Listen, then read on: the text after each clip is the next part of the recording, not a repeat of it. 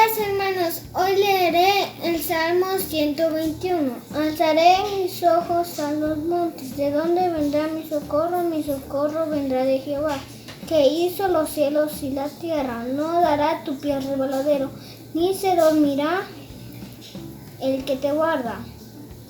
He aquí, no se adormecerá, ni se dormirá el que guarda Israel. Jehová es tu guardador. Gracias. Sin creer en Dios, porque Él es mi Salvador, porque me da salud y vida.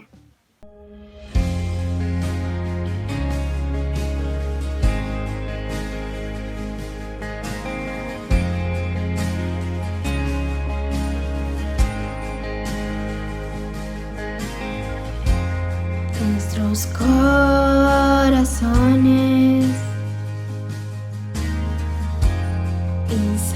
insaciables son hasta que conocen a su Salvador.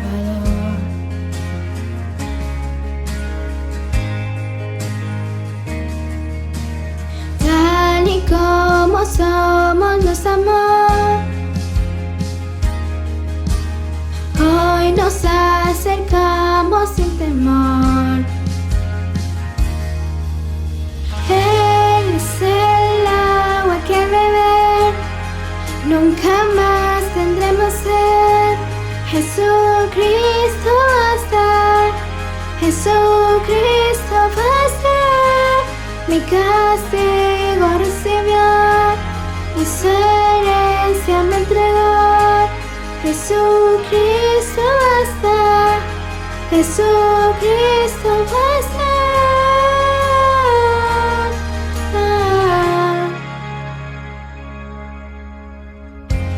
Fuimos alcanzados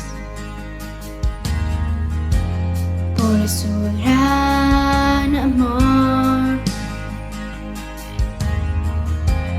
Con brazos abiertos nos recibe hoy.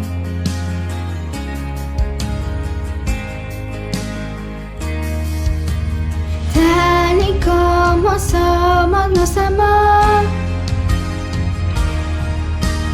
hoy nos acercamos sin temor, sin temor. Él es el agua que al beber nunca más tendremos sed. Jesucristo basta, Jesucristo basta. Mi castigo recibió y su herencia me entregó. Jesucristo basta, Jesucristo basta. Jesucristo basta.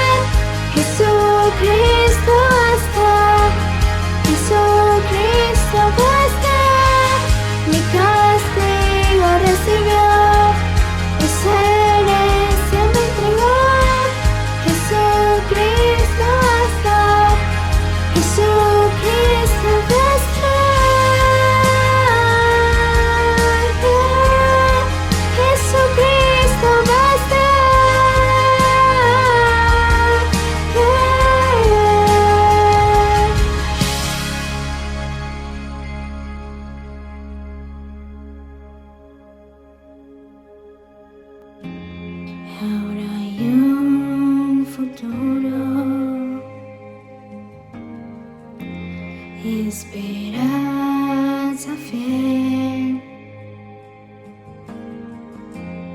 En su amor confiamos, hay descanso en él.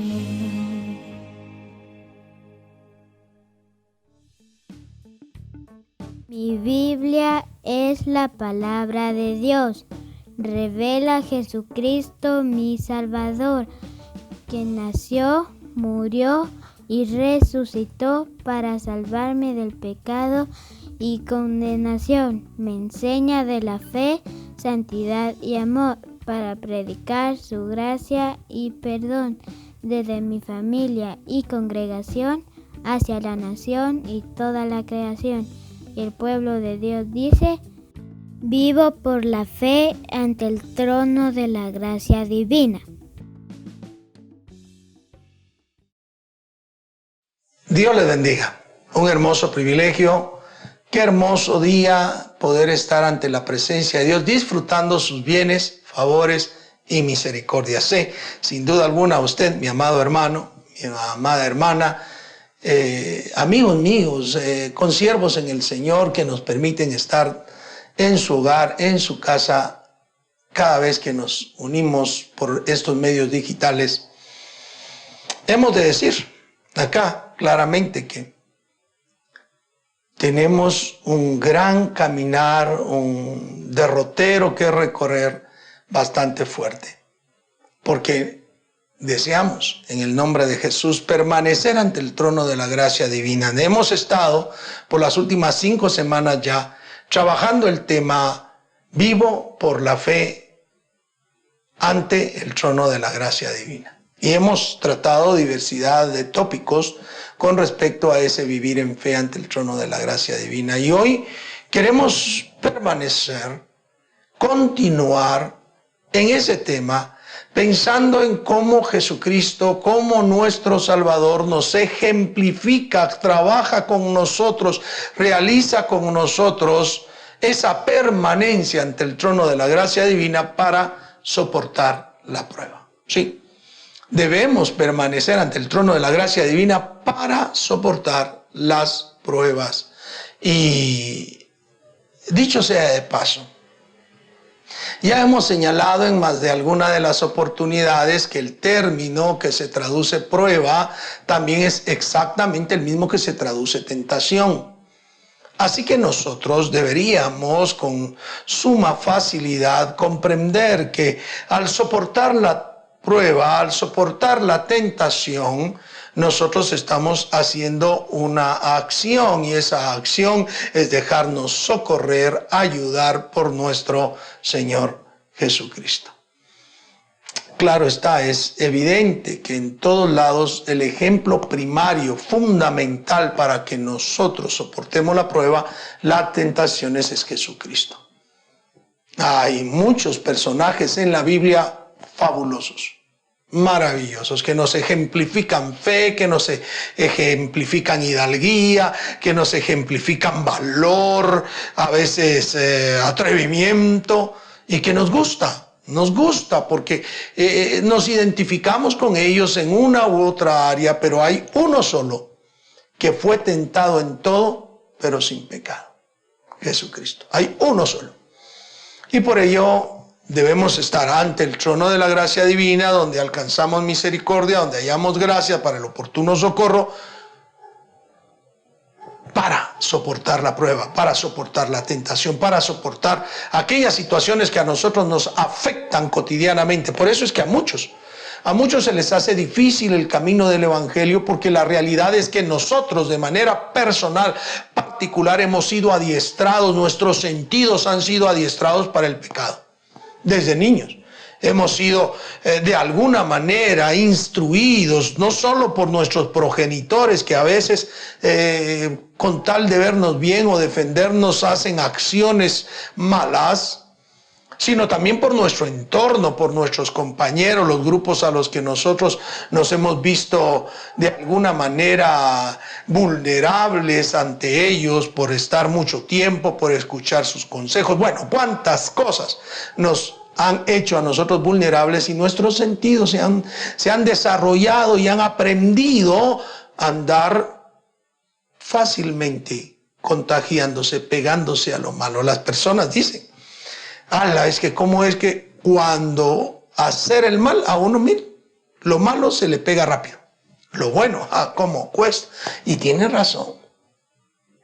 Tiene razón, el camino del Evangelio implica dejar de lado muchas cosas y comenzar a construir nuestra vida. Recientemente estaba escribiendo con respecto a construir y deconstruir la vida espiritual.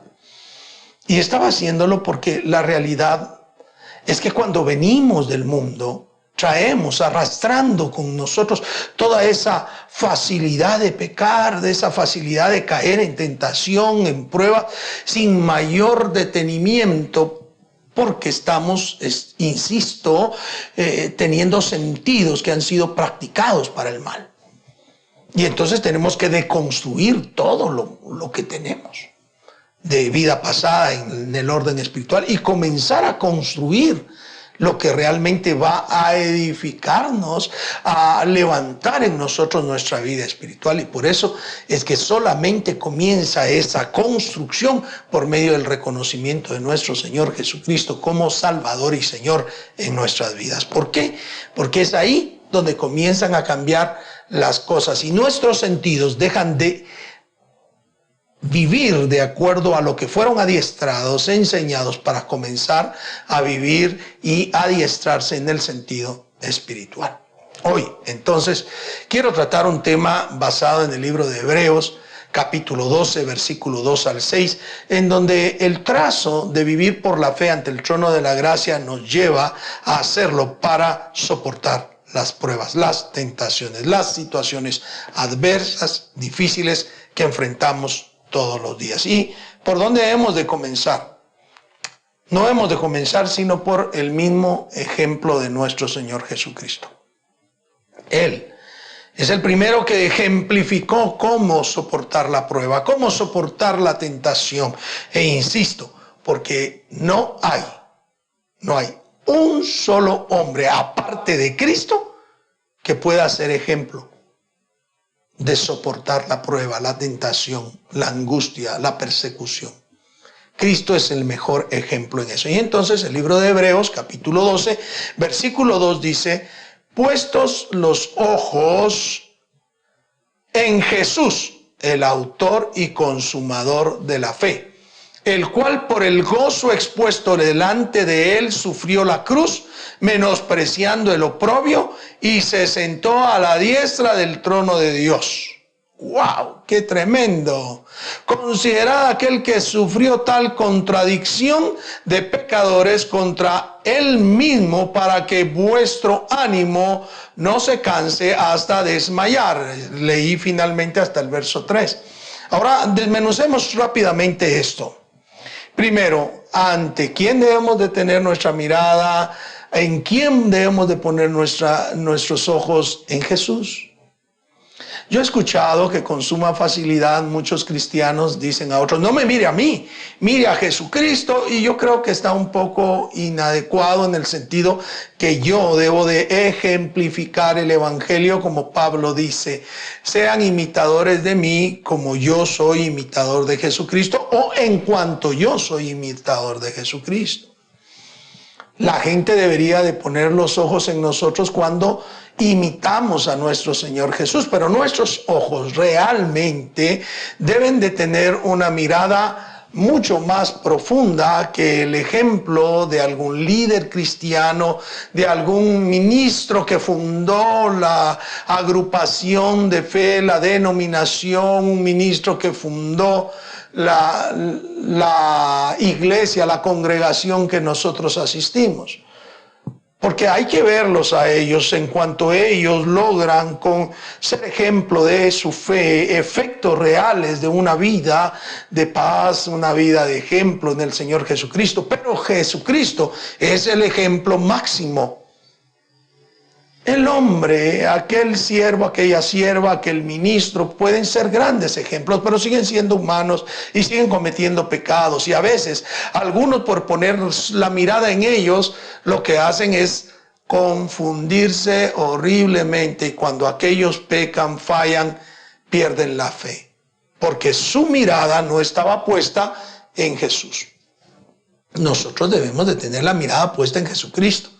Ahora, ¿por qué debemos de ponerla en Jesucristo? Más allá de los siervos, de los ministros, que son muy buen ejemplo, que son una maravilla, que los debemos respetar, que los debemos de tener en causa de doble honor, dice la Escritura. ¿Qué es lo que nosotros vemos acá? Puesto los ojos en Jesús, el autor y consumador de la fe. ¿Por qué debemos de tener los ojos puestos en Jesús? Porque Él es el que es el autor y consumador de la fe. Él anduvo en fe. Vivió en fe, sus hechos, la manera en que se manifestó, las señales, los milagros, los prodigios que realizó, todos fueron hechos en fe. Y por eso es que la misma Escritura dice que el justo vivirá por la fe. Jesucristo es el ejemplo máximo que tenemos de vida en fe. Quien no tenía dónde reclinar su cabeza, pero no se levantaba de mal humor, bravo, porque no tuviera una almohada donde reclinarla. Quien no tenía mucho dinero y que a veces le pidieron los impuestos y él no se quejaba, sino hacía una obra para pagarlos.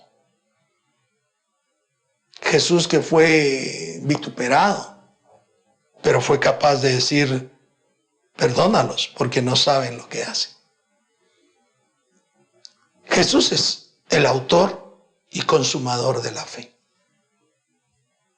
Cuando la gente no entendía lo que iba a hacer con Lázaro, oró al Padre y dijo: Padre, no te ruego por mí, te ruego por estos, para que crean que tú me enviaste. ¿Por qué decía Jesús eso? Lo había dicho ya: yo sé que tú siempre me escuchas. Él tenía fe. En cierta oportunidad les dijo a sus discípulos, anunciando la muerte: en breve me dejaréis todos vosotros solos, pero yo no estoy solo, porque el Padre está conmigo. Él es el autor y consumador de la fe. No hay nadie más. Entonces nuestra mirada para soportar tentaciones y poder vivir ante ese trono de la gracia debe de estar fundamentalmente en Jesús, el que dio origen y fundamentó la fe para nosotros. En la parte siguiente dice: el cual por el gozo puesto delante de él sufrió la cruz. Maravilloso ejemplo. Jesús no estaba viendo el sufrimiento que padecería.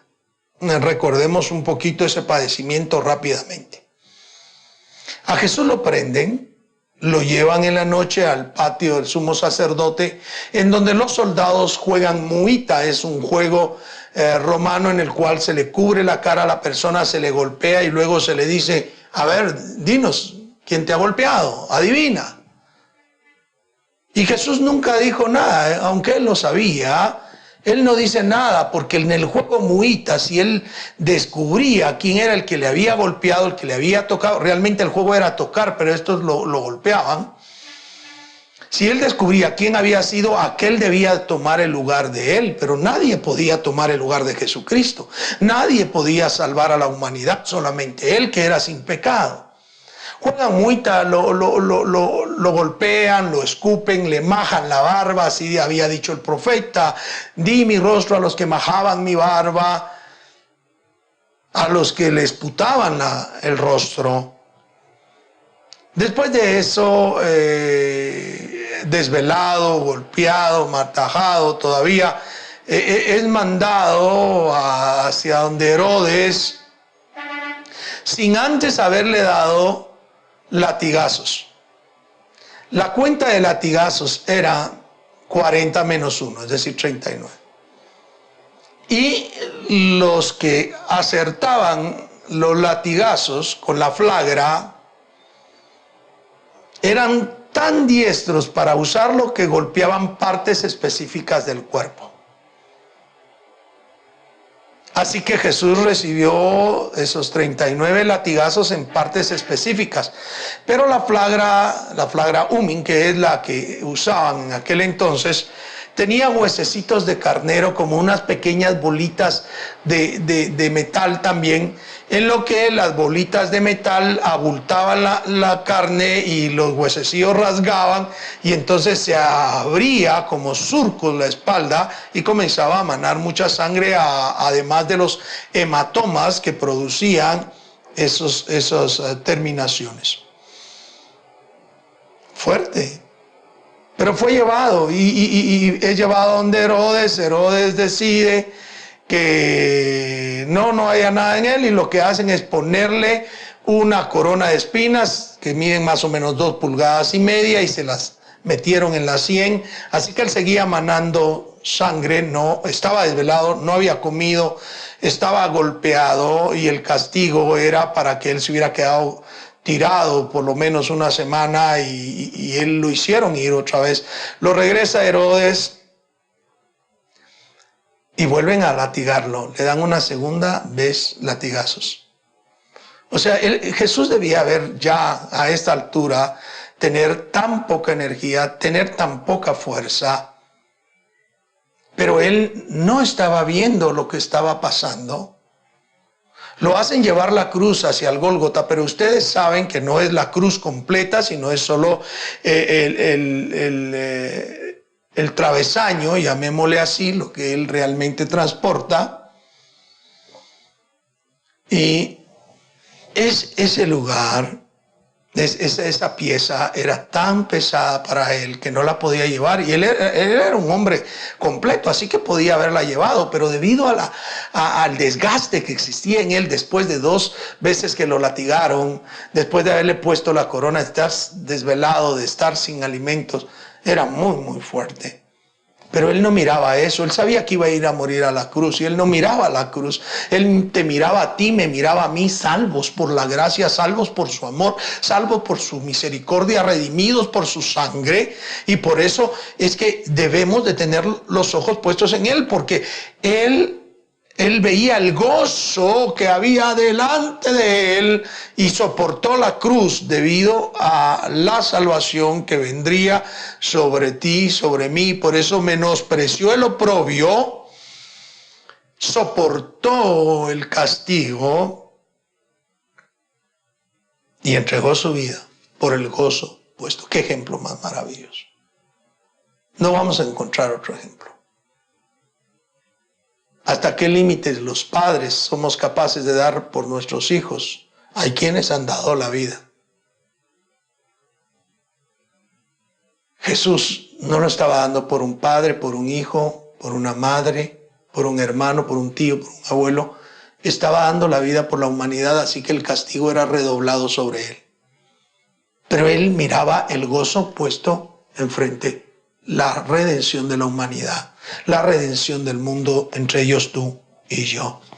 Nuestros ojos entonces deben de estar puestos para soportar las pruebas, para soportar la tentación, para seguir caminando. Debe de estar puesta nuestra mirada en Jesucristo, más allá que en el ejemplo de un ser humano, aunque este dé muy buen ejemplo. Debe estar puesta en Jesús, porque Jesús es el autor y consumador de la fe, porque Jesús, por el gozo puesto delante de él, sufre, menosprecia la cruz. Pero dice el verso 3, considerad aquel que sufrió tal contradicción de pecadores contra sí mismo, el que se le abalanza a la gente.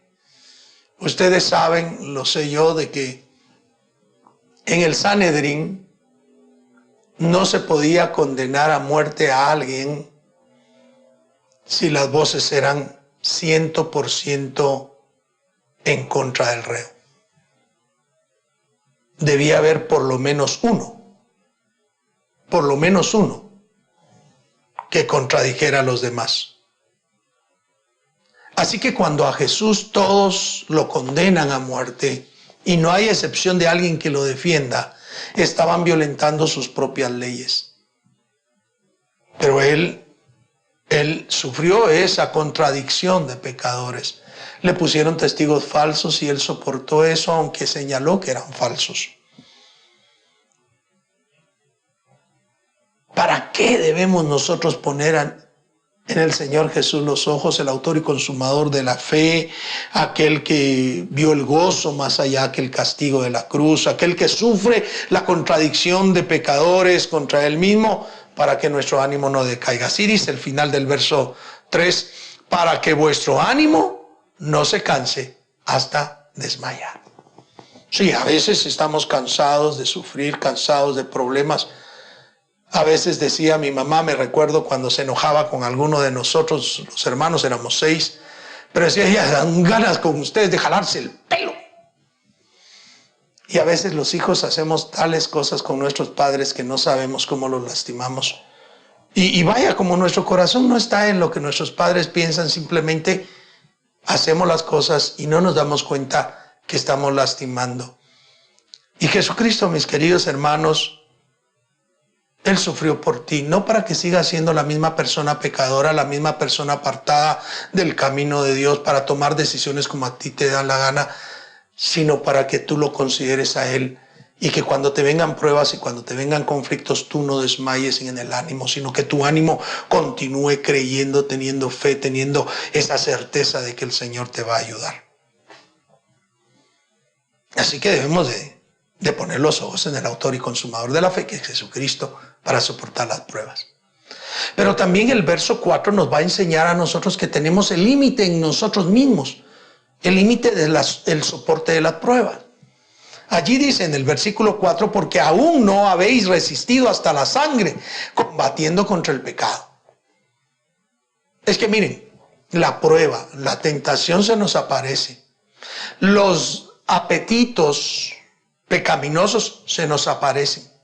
Nuestro corazón está viciado con apetitos engañosos, con deseos engañosos.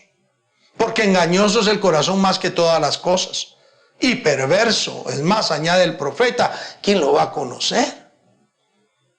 Pablo dice, miserable de mí, hablando de los hombres sin el Espíritu Santo, dice, miserable de mí, porque hay una ley que el querer hacer el mal no está en mí, pero, perdón, el querer hacer el mal no está en mí, pero el hacerlo sí. Y hay esta ley, el pecado me domina. ¿Cuántas veces hemos sido arrastrados por la prueba, por el pecado, por hacer cosas que no nos convienen como hijos de Dios, como hijas de Dios? Y porque no tenemos la mirada en aquel autor y consumador de nuestra fe, nos dejamos arrastrar por ellos. Cosas leves, sencillas, cosas que a veces nosotros decimos, a veces cualquiera lo hace, sí, cualquiera lo hace, menos el hijo, la hija de Dios. ¿Por qué? No habéis resistido. No habéis resistido hasta la sangre, combatiendo contra el pecado. Hay muchos caminos que al hombre le parecen rectos, derechos, pero su final son caminos de muerte. Y el hombre es que es más fácil dejarnos arrastrar por el pecado, decir, ay, es que no soporté, ay, fue un errorcito. Y como ahora al pecado ya no se le llama pecado, sino, fue un errorcito. Entonces, no nos damos cuenta que para poder resistir la prueba, la tentación, estando ante el trono de la gracia de Dios, debemos resistir porque en nosotros está el límite, no está en nadie más. Si yo caigo en tentación no es porque Satanás haya venido, Dios lo reprenda y me haya convencido. No, Él puso la tentación que ha generado un sistema del mundo muy atractivo, pero eres tú el que tienes el límite, el que pones el límite para cuál es la vida, cuál es el camino, cuál es la forma de vida que tú vas a hacer. Eres tú, no es nadie más. Que tu amigo, tu amiga, tu grupo de amigos te fuerzan, es mentira. Eres tú el que tienes el límite, porque tú debes de resistir hasta la sangre, combatiendo contra el pecado, contra la prueba, contra la tentación. Tienes que ser tú el que te desvistas de tu humana forma de ser y caminar para la gloria de Dios. Así que debemos de poner en Jesucristo, el autor y consumador de la fe, nuestra mirada, pero también debemos saber que el límite lo ponemos nosotros ante la prueba y la tentación, nadie más. Nuestro último elemento tiene que ver con los versículos 5 y 6, que es reconocer y apreciar la disciplina de Dios. Reconocer y aceptar la disciplina de Dios. Y habéis ya olvidado la exhortación que como a hijos se os dirige, diciendo: Hijo mío, no menospreciéis la disciplina del Señor, ni desmayéis cuando ereis reprendido por Él, porque el Señor al que ama disciplina y azota a todo aquel que recibe por hijo. Sí, una exhortación preciosa. No menosprecies la disciplina del Señor. Los hombres disciplinamos en la vida y son disciplinas muy humanas. Pero Dios disciplina espiritualmente. La Biblia nos enseña acá que no debemos menospreciar la disciplina del Señor, ni desmayar cuando alguien nos llama la atención y nos dice que lo que estamos haciendo es equivocado. Sobre todo si es el Señor el que nos dice que estamos yendo por mal camino. Y vamos por mal camino cuando no ponemos el límite nosotros y cuando no tenemos la mirada bien puesta en el autor y consumador de la fe. Pero dice acá, porque el Señor al que ama castiga. Disciplina no es solo castigo, no es hincho, nada más, que muchos hemos confundido eso. Desde muy joven aprendí yo que la verdadera disciplina era el perfecto equilibrio entre el castigo y el amor. Cuando yo aplicaba castigo debía de ser con amor, porque si yo lo hago sin amor, entonces ya no estoy disciplinando, sino solo estoy castigando. Y el castigo a veces provoca en el corazón de la persona, provoca en el corazón del ser humano una distorsión en esa comprensión que lo lastima. Por eso es que la palabra del Señor dice: criadlos en disciplina y amonestación del Señor, refiriéndose a cómo los padres debemos corregir a los hijos. Y también dice: no exasperéis a vuestros hijos, porque los exasperamos cuando solo castigamos y no tenemos el equilibrio del amor. Y Dios lo que tiene es un profundo amor. Así que si Dios te jala las orejas, si Dios te regaña, si el Señor te da un tu latigazo por ahí, reconoce que es que te ama, porque al que ama, Él castiga y reprende al que toma por hijo. Muchos hijos se sienten mal cuando papá, cuando mamá les llama la atención, pero oiga, si es amor, a menos que sea algo descabellado. Pero Dios no hace nada descabellado. Dios siempre va a edificar tu vida. Entonces quiero que comprendas muy bien lo que he dicho.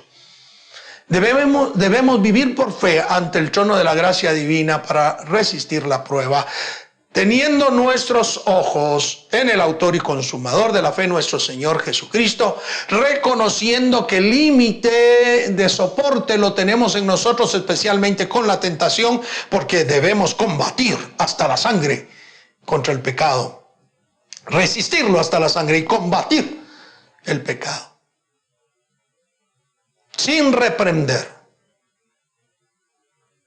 en nosotros una mala actitud, sino amándonos Dios, dándonos esa paz, donde Él nos castiga, sí, pero va a ser siempre misericordia.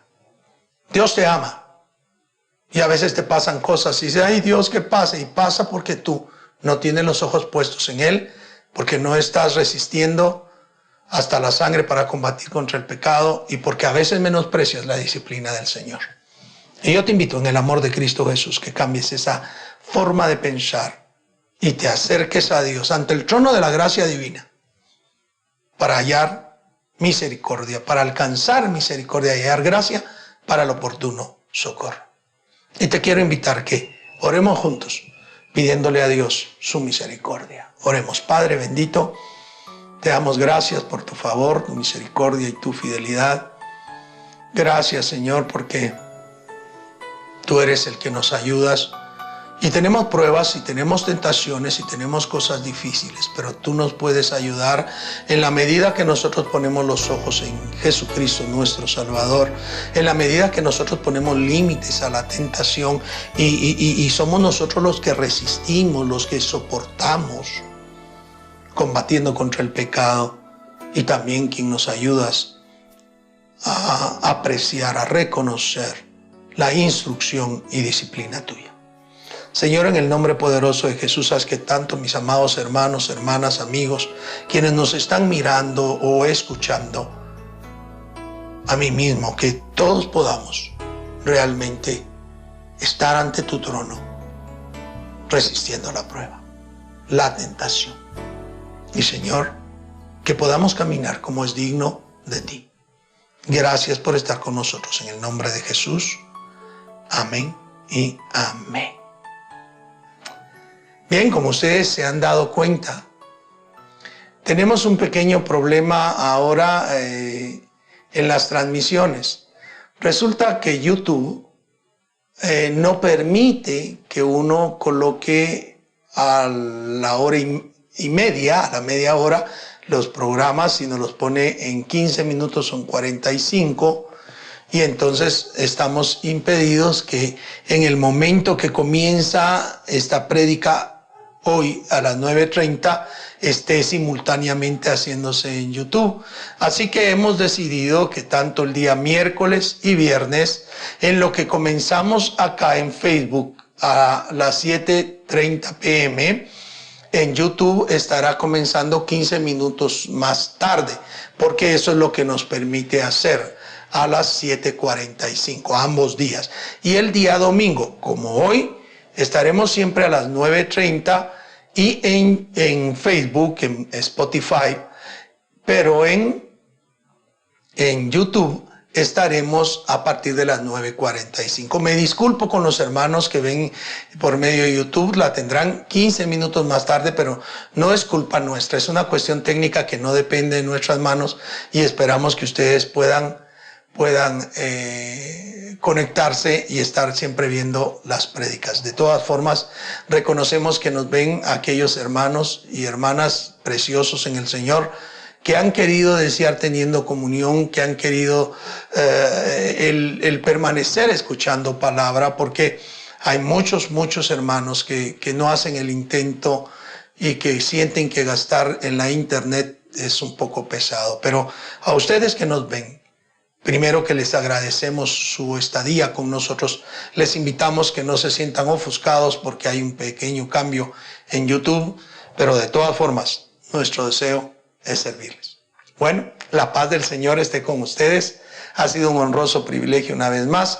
Quiero que Dios los resguarde, los cuide y entre nos volvamos a ver, la mano misericordiosa de Dios esté con ustedes haciendo milagros, señales y prodigios, y que verdaderamente su corazón sea tenido en fe y para fe, como está escrito, mas el justo por la fe vivirá. Dios les bendiga, Dios les guarde. Hasta la próxima.